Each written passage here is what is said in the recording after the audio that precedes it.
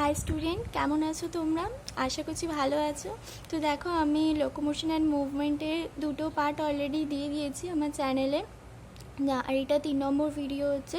আমি এনসিইআরটি বুকটাকে একটু ক্ল্যারিফাই করার চেষ্টা করছি, লাইন বাই লাইন আমি পড়াচ্ছি। এবং এটা হবে পার্ট 3, যেটাতে আমরা পড়বো স্কেলিটাল মাসেলের যে ডিটেল স্ট্রাকচার আছে সেটা। সো যারা দেখোনি তাদেরকে আমি রিকোয়েস্ট করব যে আমার চ্যানেলে গিয়ে তোমরা প্লেলিস্টে অবশ্যই আগে দুটো ভিডিও দেখে নিও। এবং আমি খুব ছোট ছোট ভিডিও দিচ্ছি, এতে আমার আপলোড করতেও সুবিধা হয় এবং তোমাদেরও টপিক ওয়াইজ পড়তে আশা করছি সুবিধা হচ্ছে। চলো আজকে তাহলে শুরু করি। Locomotion and movement, let's clarify NCERT book by Rajshree Banerjee, MBBS student of BSMC means Bankura Sammilani medical college, Bankura. দেখো, এগুলো আমরা আগের দিন পড়িয়ে দিয়েছি আগের দুটোতে। তো আজকে আমরা এখান থেকে পড়বো যে স্কেলিটাল মাসেলসের ডিটেল স্ট্রাকচার। তো এটা আমার এনসিইআরটি বুক ছিল এবং আমি এভাবে ছকটা করেছিলাম। এই ছকটা আমি আলাদা একটা এতেও কাগজে লিখে এবং তোমাদের সেটা ফটো তুলে আমি দিয়েছি পিপিটিতে। আমি দেখাবো এই ভিডিওতে, কারণ এই লেখাটা ঠিকঠাক করে দেখা যাচ্ছে না কালারটার জন্য, এবং এই ছকটাই আমি দিয়েছি। এবং এই ছকটা পড়লেই কিন্তু এই স্কেলিটাল মাসেলসের যে স্ট্রাকচারটা অনেকটা ক্লিয়ার হয়ে যাবে এবং পরীক্ষার সময় এটা পড়তে কিন্তু খুব সুবিধা হবে। এবং এই পিকচারটা, ওকে, আমি আগের ভিডিওগুলোতেই বলেছি যে বই থেকে পড়াতে একটু অসুবিধা হচ্ছে, তাই তোমাদেরও হয়তো দেখতে অসুবিধা হচ্ছে, তাই আমি এটাকে ডাউনলোড করে নিয়েছি এনসিইআরটি বুকটাকে। সেখান থেকে আমি তাহলে তোমাদেরকে বোঝাই। ওকে, দেখো, আমরা আগের দিন কিন্তু এই অবধি পড়েছিলাম। আগের এইটা আছে যে আগের দিন আমরা তাহলে কী পড়েছিলাম, টাইপস অফ মাসেলসের মধ্যে স্কেলিটাল মাসেল, কার্ডিয়াক মাসেল এবং ভিসারাল মাসেল পড়েছিলাম, যেগুলো আমরা অ্যাপিয়ারেন্স, লোকেশন এবং অ্যাক্টিভিটি কী করে রেগুলেশন অ্যাক্টিভিটি সেটা দিয়ে আমরা কিন্তু 3টে টাইপে যেটা ভাগ করেছিলাম এবং ডিটেলস আলোচনা কিন্তু আমি করিয়েছি। আশা করছি তোমরা বুঝতে পেরেছো এটা খুব ভালোভাবে। তাহলে আজকে আমরা স্কেলিটাল মাসেল নিয়ে কথা বলি। সেখানে কি বলছে, let us examine A skeletal muscle in detail to understand the structure and mechanism of contraction. কারণ আমরা জানি যে আমাদের বডি পশ্চার চেঞ্জ করতে এবং লোকোমোশনে কিন্তু আমাদের স্কেলিটাল মাসেল কাজে লাগে। তাহলে আমাদের এই চ্যাপ্টারটা যেহেতু লোকোমোশনে, তাই আমাদের কিন্তু মাসেলসের আমরা স্কেলিটাল মাসেলসের ডিটেল যে মাইক্রোস্কোপিক স্ট্রাকচার আছে সেটা কিন্তু আমাদের অবশ্যই জানতে হবে এবং মেকানিজম অফ কন্ট্রাকশনটাও জানতে হবে। তো আজকে আমি তাহলে detail structure of skeletal muscle শুরু করি। Each organized skeletal muscles in our body is made up of number of muscle bundles or fascicles held together by a common collagenous connective tissue layer called fascia. তো কী বলছে, আমাদের যে skeletal মাসেলসগুলো আছে, দেখো নিচে ছবিটা দেখলে তোমরা অনেকটা ক্লিয়ার হবে। এটা হচ্ছে একটা স্কেলিটাল মাসেলস। বলছে স্কেলিটাল মাসেলসগুলো কিন্তু একটা মাসেলস নয়, এগুলো কিন্তু অনেকগুলো মাসেলস বান্ডেলস, মানে এই যে এক একটা এগুলোকে কিন্তু মাসেলস বান্ডেল বলছে। এই পুরোটা হচ্ছে মাসেলস যেটা আমরা বাইসেপস, ট্রাইসেপস বলে থাকি, সেই রকমই একটা মাসেলস হচ্ছে এই পুরোটা। তো সেটার মধ্যে এগুলো হচ্ছে এক একটা মাসেল বান্ডেলস। এইগুলো, এটা একটা, এটা একটা এবং এটা একটা, এবং সেই মাসেলস বান্ডেলসগুলোকে আমরা বলতে পারি ফেসিকলস। ঠিক আছে, দেখো এখানে কিন্তু এটাকে আইডেন্টিফাই করেছে যে এগুলো হচ্ছে ফেসিকলস। এবং এই ফেসিকলসগুলো কি দিয়ে একে অপরের সাথে কানেক্ট আছে, এই যে মাঝখানে যে কোলাজেনিয়াস কানেকটিভ টিস্যু আছে দুটোকে কানেক্ট করছে, অর্থাৎ কানেকটিভ যে কোলাজেনিয়াস টিস্যু লেয়ার আছে ওটা হচ্ছে ফাসা। তাহলে আমরা কি জানলাম যে মাসেলস হচ্ছে অনেকগুলো মাসেলস বান্ডেলস নিয়ে তৈরি, এবং মাসেলস বান্ডেলসগুলোকে আমরা ফেসিক্যালস বলছি।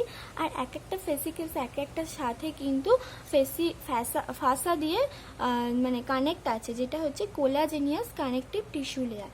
এবারে হচ্ছে এই ফাসার মধ্যে আবার বলছে এই ছোট ছোট যেগুলো আছে এগুলো একটা, দুটো, তিনটে, চারটে, এগুলোকে বলছে এক একটা মাসেল ফাইবার দিয়ে তৈরি। মানে মাসেল ফাইবার দিয়ে মাসেল বান্ডেলস তৈরি, আবার মাসেল বান্ডেলস অনেকগুলো দিয়ে হচ্ছে মাসেলস তৈরি। তাহলে কি বলছে, each muscle bundles contains a number of muscle fibre, মানে এক একটা বান্ডেলস আবার অনেকগুলো ফাইবার নিয়ে তৈরি। দেখো এখানে কিন্তু এক একটা বান্ডেলসের মধ্যে দিয়ে দেখো এগুলো হচ্ছে মাসেলস ফাইবার, এই যে দেখিয়েছে মাসেলস ফাইবার। এই পিঙ্ক পিঙ্ক কালারের যেগুলো আছে এগুলো কিন্তু এক একটা মাসেলস ফাইবার এবং অনেকগুলো মাসেলস ফাইবার নিয়ে, যেমন 1 2 3 4 5 6 7 8 9 10 11 12টা মাসেল ফাইবার নিয়ে কিন্তু এই মাসেলস বান্ডেলসটা তৈরি হয়েছে বা ফেসিকেলস, এবং এটাও আবার একটা মাসেল বান্ডেলস বা ফেসিকেলস, এবং এই অনেকগুলো মাসেল বান্ডেলস বা ফেসিকেলস নিয়ে মাসেলস তৈরি হয়েছে। আশা করছি এটা বুঝতে পেরেছো। এবারে আবার বলছে কি, তাহলে এটা হলো, এবারে বলছে each muscle fibre is line by plasma membrane, মানে এই যে মাসেলস ফাইবারগুলো আছে, এই তো একটা মাসেল ফাইবার, এই মাসেল ফাইবারগুলোর নিশ্চয়ই একটা মেমব্রেন থাকবে, সেই মেমব্রেনটাকে আমরা বলছি সার্কোলেমা। মাসেলসের ক্ষেত্রে সবসময় সার্কো কথাটা ইউজ হয়, তাহলে আমাদের মাসেলসের প্লাজমা মেমব্রেন যখন বলবো সার্কোলেমা, যখন সাইটোপ্লাজম বলবো তখন সার্কোপ্লাজম, এবং সার্কোলেমাটা কি, প্লাজমা মেমব্রেনের মধ্যে কিন্তু সাইটোপ্লাজম থাকবে, সেটাকে আমরা বলবো সার্কোপ্লাজম। তাহলে হচ্ছে এখানে আছে সার্কোলেমা আর তার মধ্যে কিন্তু সার্কোপ্লাজম আছে, এবং সেই সার্কোপ্লাজমে কিন্তু নিউক্লিয়াস থাকে, যেমন সাইটোপ্লাজমে আমাদের নিউক্লিয়াস থাকে, ঠিক সেইভাবেই সার্কোপ্লাজমে কিন্তু মাসেলসের ক্ষেত্রে স্কেলেটাল মাসেলসে কি দেখা যাচ্ছে যে সার্কোপ্লাজমের মধ্যে যে নিউক্লিয়াস থাকে সেগুলো কিন্তু একটা থাকে না, মেনি নিউক্লিয়াস থাকে, এবং আমরা জানি যে একটা সেলের মধ্যে যখন অনেকগুলো নিউক্লিয়াস থাকে তখন সেটাকে কি বলা হয়, তখন সেটাকে সিনসিটিয়াম বলা হয়।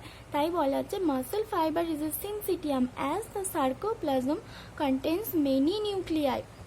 তাহলে আমরা জানলাম muscle fibre is line by plasma membrane called sarcolemma enclosing the sarcoplasm, মানে সার্কোপ্লাজমকে এনক্লোজ করে সার্কোলেমা আছে, এবং সার্কোপ্লাজমের মধ্যে একটা নিউক্লিয়াস না অনেকগুলো নিউক্লিয়াস আছে, সেই জন্য আমরা এটাকে সিনসিটিয়াম কন্ডিশন বলছি। Muscle fibre is a syncytium as, মানে কারণ the sarcoplasm contains many nuclei, ঠিক আছে। এবার বলছে আবার এন্ডোপ্লাজমিক রেটিকুলাম আছে, তাহলে আমি বলেছি মাসেলসের ক্ষেত্রে সবসময় সার্কো হবে, তাহলে এন্ডোপ্লাজমিক রেটিকুলামের কি বলবো, sarcoplasmic reticulum of the muscle fibre, মানে মাসেলসের মধ্যে যে এন্ডোপ্লাজমিক রেটিকুলাম আছে তাকে আমরা বললাম সার্কোপ্লাজমিক রেটিকুলাম, এবং সেটা কি কাজে লাগে, সেটা আমাদের যে কন্ট্রাকশনের সময় আমাদের ক্যালসিয়াম লাগে, আমরা যখন মেকানিজমটা দেখবো পুরো চ্যাপ্টারটা পড়া হয়ে যাবে তখন আরও তোমাদের বুঝতে সুবিধা হবে, কারণ যখন কন্ট্রাকশন হয় তখন আমাদের ক্যালসিয়াম লাগে, তো সেই ক্যালসিয়ামটা কে সাপ্লাই করে, সেটা সাপ্লাই করে সার্কোপ্লাজমিক রেটিকুলাম। তাহলে সার্কোপ্লাজমিক রেটিকুলামে কি থাকে, is of the muscle fibre is the store house of the calcium ion, ঠিক আছে। পরের লাইন দেখো, পরের লাইন বলছে A characteristic feature of the muscle fiber is the presence of a large number of parallelly arranged filament in the sarcoplasm called microfilament বা myofibrils।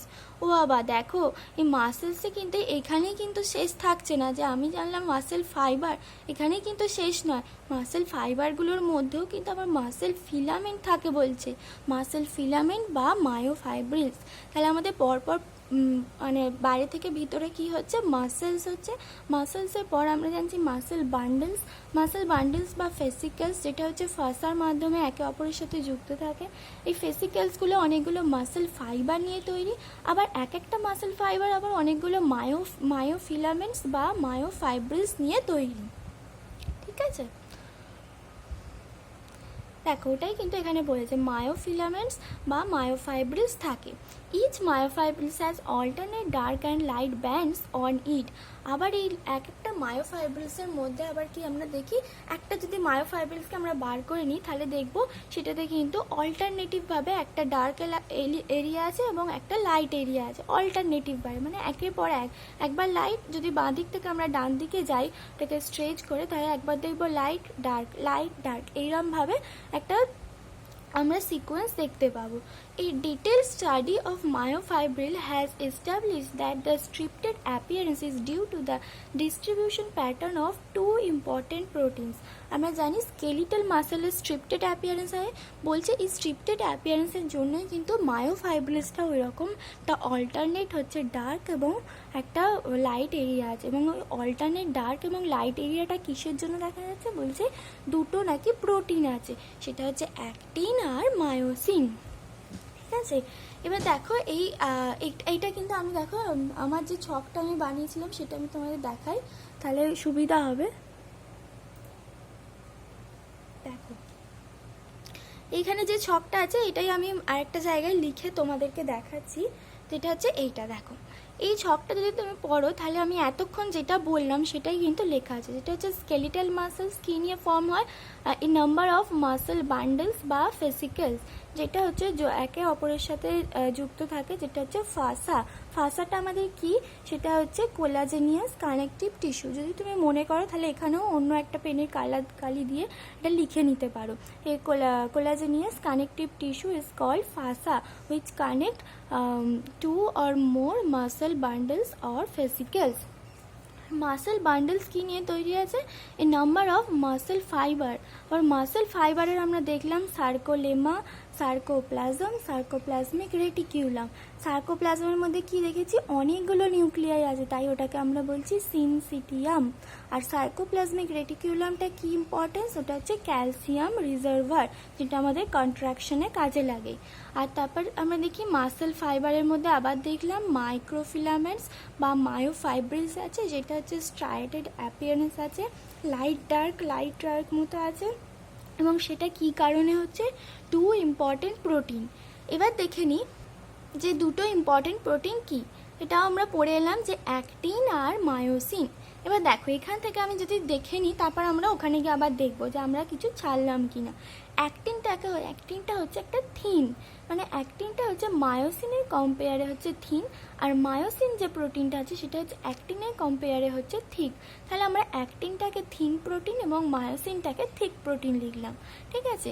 এবার এই actin দিয়ে যে অ্যাক্টিন ফিলামেন্টটা হচ্ছে অ্যারেঞ্জ হয়ে যে একটা ব্যান্ড তৈরি করছে, মানে অ্যাক্টিন ফিলামেন্ট যে লাইট যে একটা ব্যান্ড তৈরি হচ্ছে, সেখানে বলছি যে আমরা দেখেছি যে মায়োফাইব্রিলসে কি হয়, আমি বললাম যে ওটাকে যদি আমরা স্ট্রেচ করি, যদি আমি ডান দিক থেকে বাঁ দিক বা বাঁ দিক থেকে ডান দিকে একটা সিকোয়েন্সে যাই, তাহলে কিন্তু একটা লাইট ডার্ক এলাকা দেখতে পাবো। তাহলে ওই লাইট এলাকাটা কি দিয়ে তৈরি, বলছে ওটা হচ্ছে, ওটার জন্য রেসপন্সিবল হচ্ছে অ্যাক্টিন প্রোটিন। তাহলে আমরা বলবো লাইট ব্যান্ডটা আমাদের তৈরি হচ্ছে অ্যাক্টিন প্রোটিন দিয়ে, তাহলে অ্যাক্টিন প্রোটিনটা হচ্ছে আমাদের লাইট ব্যান্ড তৈরি করছে। তাহলে অবভিয়াসলি মায়োসিন আমাদের তৈরি করবে ডার্ক ব্যান্ড, ঠিক আছে। এই লাইট ব্যান্ডটাকে আবার বলে আই ব্যান্ড, আর ডার্ক ব্যান্ডটাকে বলে এ ব্যান্ড। এটা কি করে মনে রাখবে, আমি মনে রাখতাম এইভাবে, দেখো লাইট LIGHT, এখানে কিন্তু আইটা দেখতে পাচ্ছি, তাহলে আই ব্যান্ড, আর ডার্কে দেখো এ দেখতে পাচ্ছি, তাই এটা এ ব্যান্ড। তাহলে অ্যাক্টিন দিয়ে যে ব্যান্ডটা তৈরি হচ্ছে এটাকে বলছি লাইট ব্যান্ড বা আই ব্যান্ড, আর মায়োসিন দিয়ে যে ব্যান্ডটা তৈরি হচ্ছে এটাকে বলছি ডার্ক ব্যান্ড বা এ ব্যান্ড। আরেকটা হচ্ছে অ্যাক্টিন যে ফিলামেন্ট দিয়ে আই ব্যান্ডটা তৈরি হলো ওটাকে কিন্তু আইসোট্রপিক ব্যান্ড বলা হয়। আইসোট্রপিক মিন্স হচ্ছে রিফ্র্যাক্টিভ ইন্ডেক্স যার হচ্ছে ক্রিস্টালাইন বডিস মতো হয়, তাকে হচ্ছে আইসোট্রপিক বলা হয়। তাহলে এই প্রোটিনটার ক্ষেত্রেও নিশ্চয়ই রিফ্র্যাক্টিভ ইন্ডেক্স হচ্ছে ক্রিস্টালাইন বডির মতো হয়, তাই এটাকে বলা হয় আইসোট্রপিক ব্যান্ড। আর মায়োসিনের ক্ষেত্রে অ্যানাইসোট্রপিক ব্যান্ড। তাহলে আমাদের একটাই মনে থাকতে হবে যে অ্যাক্টিনটা হচ্ছে লাইট ব্যান্ড তৈরি করে আর মায়োসিনটা হচ্ছে ডার্ক ব্যান্ড তৈরি করে। অবভিয়াসলি লাইট ব্যান্ড থেকে আই পেয়ে যাচ্ছি আমি, তাহলে আই ব্যান্ড তৈরি করে, আবার আই পাচ্ছি মানে আইসোট্রপিক ব্যান্ড তৈরি করে। আর লাইট ব্যান্ড হচ্ছে কে তৈরি করবে, থিন না থিক, থিনটাই অবভিয়াসলি তৈরি করবে, তাহলে কিন্তু আমরা সব কটাই বুঝতে পেরে যাচ্ছি। আর মায়োসিনের ক্ষেত্রে ঠিক তার উল্টোটা হবে, ডার্ক থেকে এ পাচ্ছি এ ব্যান্ড, আবার এ পাচ্ছি অ্যানাইসোট্রপিক ব্যান্ড, এবং ডার্কটা হচ্ছে কী করে তৈরি হচ্ছে, সেটা প্রোটিনগুলো হচ্ছে থিক থাকছে তাই সেগুলো একসঙ্গে হয়ে সেটা একটা ডার্ক ব্যান্ড তৈরি করছে। এবার দেখো এখানে হচ্ছে আমি বললাম যে অ্যাক্টিন এবং মায়োসিন নিয়ে আমাদের ডিস্ট্রিবিউশন প্যাটার্নটা তৈরি হচ্ছে দুটো প্রোটিন নিয়ে। তাহলে আমরা বলছি the light bands contain actin, আমরা জেনে গেছি, and is called I band, এটাও জেনেছি, and or isotropic band, whereas the dark band called A or anisotropic band and contains myosin. তাহলে এগুলো আমরা ওই চারটা থেকে কিন্তু সবটা জেনে গেলাম। এবার পরের পার্টটা, both the proteins are arranged as rod like structure parallel to each other and also to the longitudinal axis of myofibrils. Longitudinal কোনো একটা মায়োফাইব্রিলস যদি এরকম হচ্ছে থাকে তার লঙ্গিটিউডিনাল অ্যাক্সিসটাও কিন্তু ঠিক এইরকমভাবেই যায়। ঠিক আছে, লঙ্গিটিউডিনাল অ্যাক্সিসটা হচ্ছে এটা, আর লঙ্গিটিউডিনাল অ্যাক্সিস বরাবরই কিন্তু এটা পরপর হচ্ছে থাকে এবং একে অপরের সাথে প্যারালালভাবে থাকে। মানে এটা যদি অ্যাক্টিন হয় তারপরে হচ্ছে মায়োসিন। এখানে একটা ছবি ছিল এই যে এটা দেখো, মানে এটা একটা মায়োফাইব্রিলস এবং এখানে হচ্ছে দেখো এটা হচ্ছে মায়োসিন আছে, এখানে অ্যাক্টিন আছে এবং এই একে অপরের সাথে আবার প্যারালালি থাকছে এবং এর লঙ্গিটিউডিনাল অ্যাক্সিস বরাবর কিন্তু অ্যাক্টিন মায়োসিন এইভাবেই কিন্তু পরপর সেটা আসছে এবং একে অপরের সাথে আবার পরপর যে মায়োফাইব্রিলস আছে তার সাথে কিন্তু এর অ্যাক্টিনের সাথে এর মায়োসিন কিন্তু আবার প্যারালাল থাকছে, এটাই এখানে বলেছে। দেখো both the proteins are arrange as rod like structure, দেখলাম রডের মতো থাকে এবং প্যারালাল টু ইচ আদার এবং একে অপরের সাথে প্যারালাল থাকে, and also to the longitudinal axis of মায়োফাইব্রিলসের যে লঙ্গিটিউডিনাল অ্যাক্সিস থাকে সেইটার অ্যালংয়ে থাকে।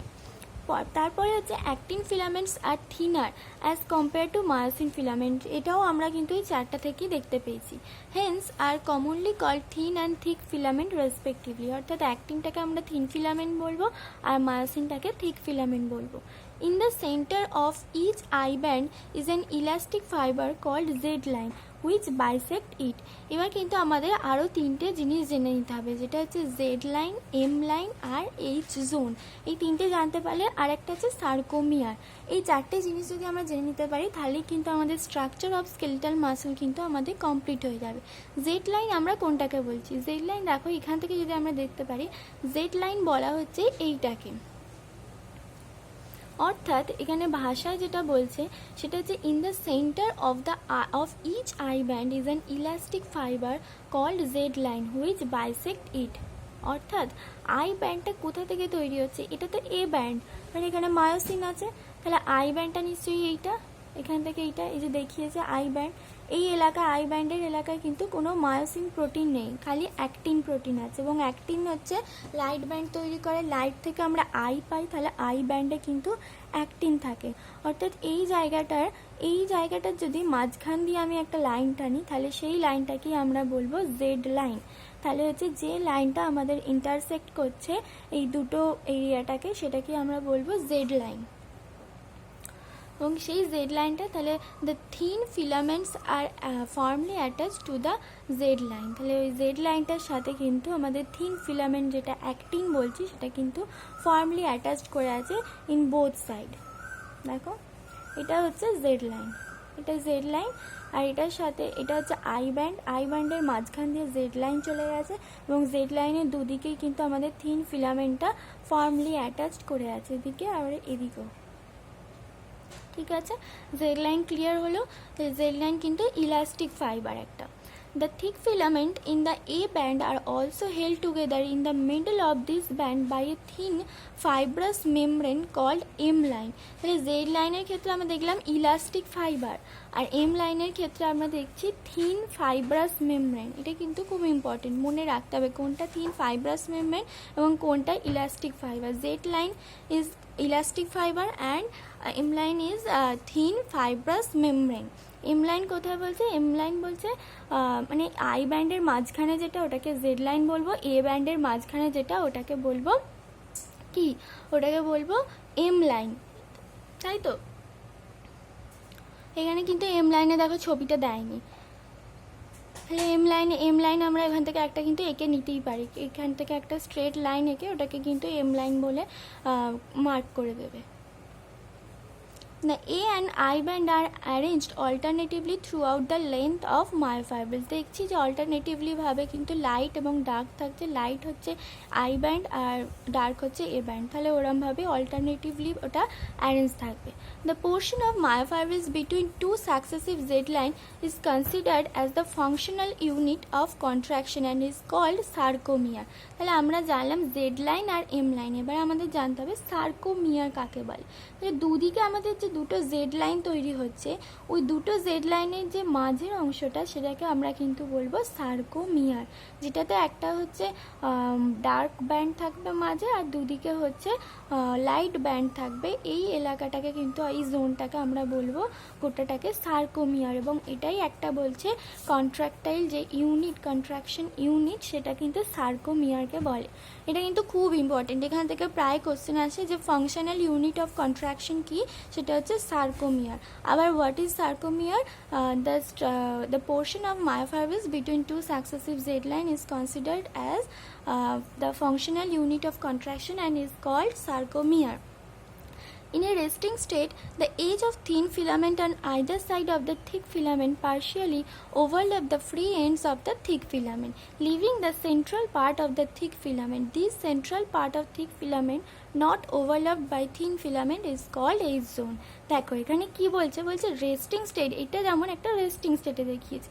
এখানে কি দেখা যাচ্ছে যে মায়োসিন হচ্ছে এইটা, এবং মায়োসিনের দুদিকটাই কিন্তু ওভারল্যাপ করে আছে আমাদের অ্যাক্টিন প্রোটিনটা, ঠিক আছে? এই তো অ্যাক্টিন প্রোটিনটা ওভারল্যাপ করেছে, কিন্তু এই পোর্শনটা দেখো, এই যে আমি এই পোর্শনটায় কার্সারটা নিয়ে যাচ্ছি, এই পোর্শনটায় কিন্তু কোনো অ্যাক্টিন প্রোটিন নেই, এখানটা ফুললি মায়োসিন প্রোটিন আছে। তাহলে এই জায়গাটাকে, যে জায়গাটা আমাদের রেস্টিং স্টেটে, ওখানে ওই লাইনগুলোতে বলতে চাইছে যে রেস্টিং স্টেটে আমরা দেখতে পাচ্ছি যে মায়োসিনের দুদিকটাতেই কিন্তু অ্যাক্টিন ফিলামেন্ট আমাদের ওভারল্যাপ করে আছে, কিন্তু মাঝখানে একটা পোর্শন কিন্তু ওভারল্যাপ করেনি মায়োসিনে, ঠিক ওই পোর্শনটাকে আমরা কিন্তু এইচ জোন বলবো।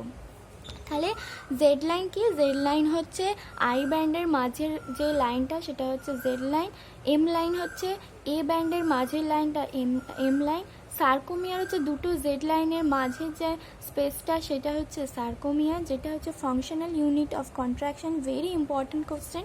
আর এইচ জোন হচ্ছে যেখানটা হচ্ছে মাঝে মায়োসিনের মাঝের জায়গাটা, যেখানটা রেস্টিং স্টেটে অ্যাক্টিনটা কিন্তু ওভারল্যাপ করে না মায়োসিনের যে জায়গাটা পোর্শনটা, ওই পোর্শনটাকে আমরা বলছি এইচ জোন।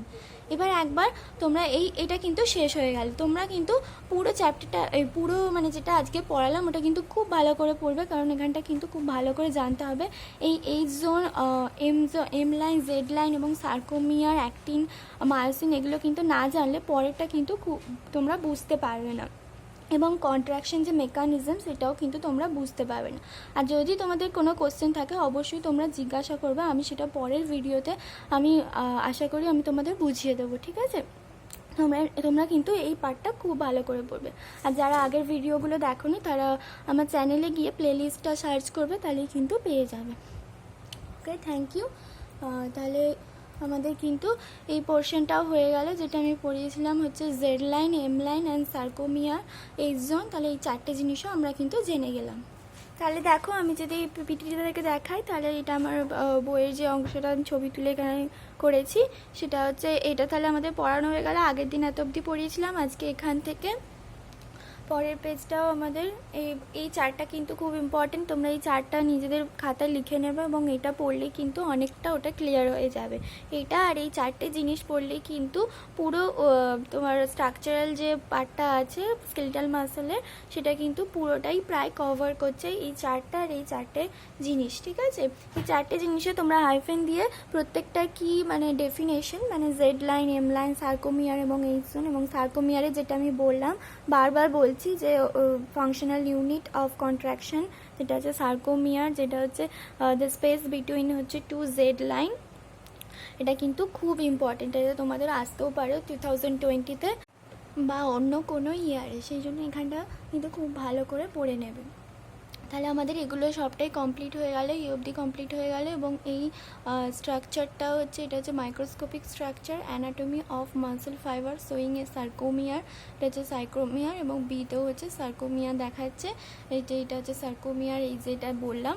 এবং এম লাইনটা দেখো এখানে কিন্তু আমার বইয়েতেও ছিল না, এবং তোমাদের বইতে আছে কিনা আমি জানি না, নতুন বই আমি দেখিনি, তো নতুন বই যদি থাকে তাহলে তো খুবই ভালো, কিন্তু যদি না থাকে তাহলে কিন্তু তোমরা এই এম ব্যান্ডটা দেখো, এম লাইনটা আমি যেমন ডটেড স্ট্রাকচার দিয়ে এঁকে নিয়েছি, এই জোনের মাঝখান দিয়ে এম লাইনটা হবে, ঠিক সেইভাবেই কিন্তু তোমরা এঁকে নেবে, তাহলে পরীক্ষার সময় সুবিধা হবে, যখন তুমি স্ট্রাকচারটা পড়বে তখন একসাথেই কিন্তু সব কটা ইম্পর্টেন্ট জিনিস কিন্তু মনে রয়ে যাবে।